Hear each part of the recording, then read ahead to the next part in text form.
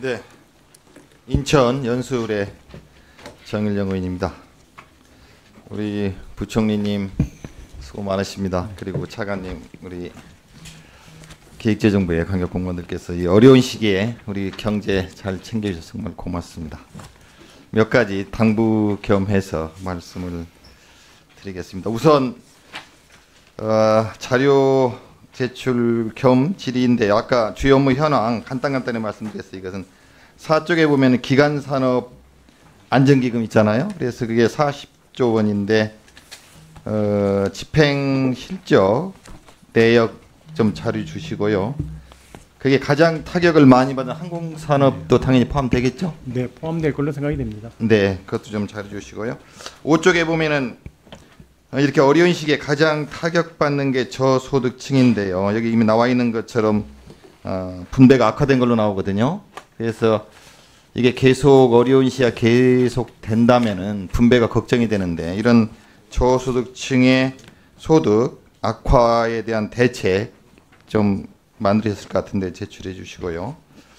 그 다음에 7쪽에 보면은 아까 여러 의원님들 말씀하셨는데 추경 1, 2, 3차, 이제 1, 2차 구체적으로 항목별 집행 실적 내역 좀 주시고요. 9쪽에 대한민국 동행 세일이 굉장히 중요한 것 같습니다. 근데 이게 오프라인에서는 그동안 상당히 효과가 있었는데 코로나19로 인해서 걱정이 되거든요. 그래서 이게 인터넷이나 온라인도 많이 활용해야 될 것 같은데요.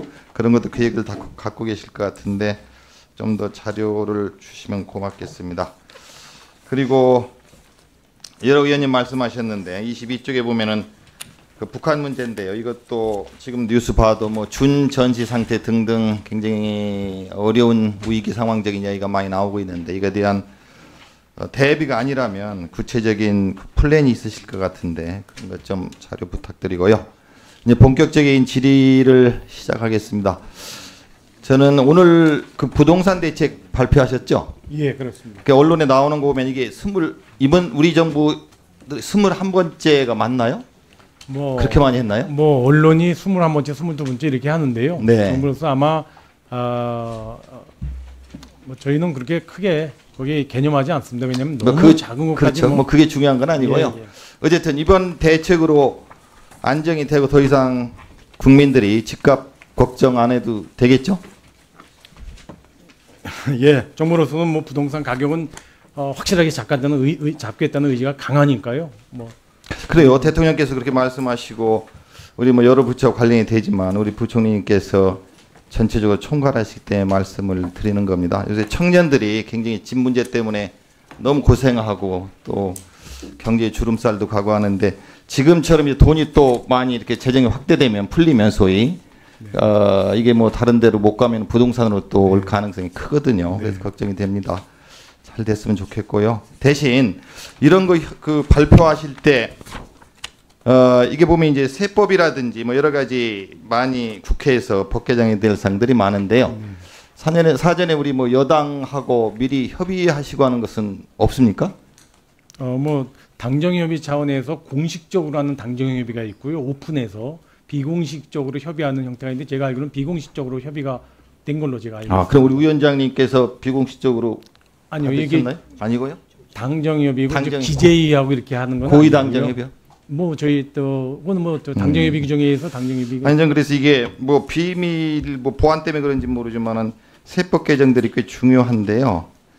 거기서 발표하시고 나서 그대로 국회에서 통과된다 그러면은 우리 의원들이 거수기 비슷한 역할이 되는 거고요. 만약에 바꾼다면 정부의 신뢰가 금가는 것 같아서요. 그래서 이런 절차적으로 우리 국회하고 또 당하고 협의를 해줬으면 좋겠다는 생각이 들어서 그래서 차질 없이 집행되는 게 국민들께 신뢰를 드릴 것 같아서 말씀을 드립니다.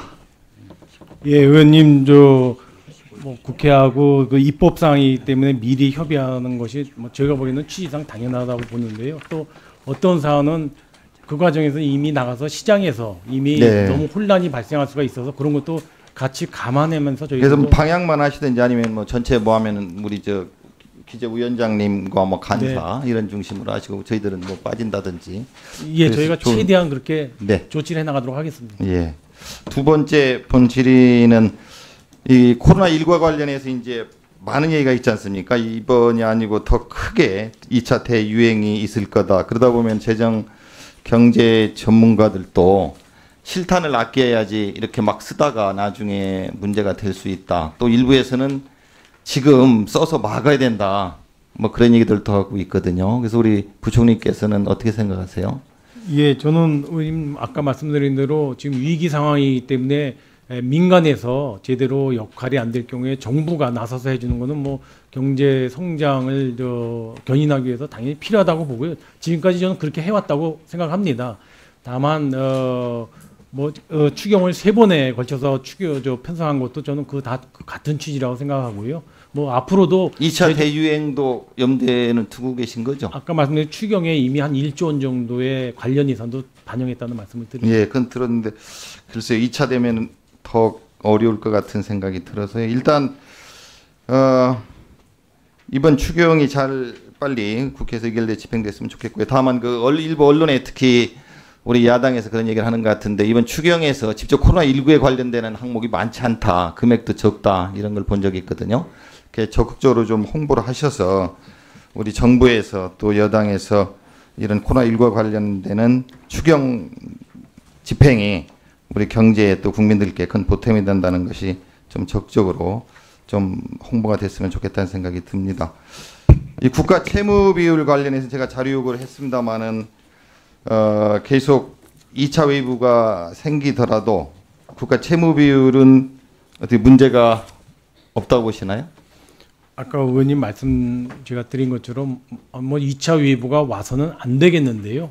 뭐 그 같은 2차 웨이브가 와서 경제가 지금보다 이래서 더 어려워지고 그래서 경제를 뒷받침하기 위해서 또 재정 투입이 필요하다면 저는 뭐 검토해 볼 수 있다고 생각합니다. 그것이 꼭 국가 채무 비율이 뭐가 몇 퍼센트가 뭐 금과 옥조처럼 있어서 그것 때문에 재정 역할을 못하는 상황은 저는 뭐 없을 거라고 보고요. 다만 아까 같이 2차 웨이브가 오더라도 재정의 역할과 또 채무에 대한 경계심도 같이 저같이 재정을 맡는 입장에서는 같이 말씀을 드려야 되지 않는가 이렇게 생각이 됩니다. 예, 감사합니다. 예, 정일영 의원님 수고하셨습니다. 이어서 홍익표 의원님 질의하시겠습니다.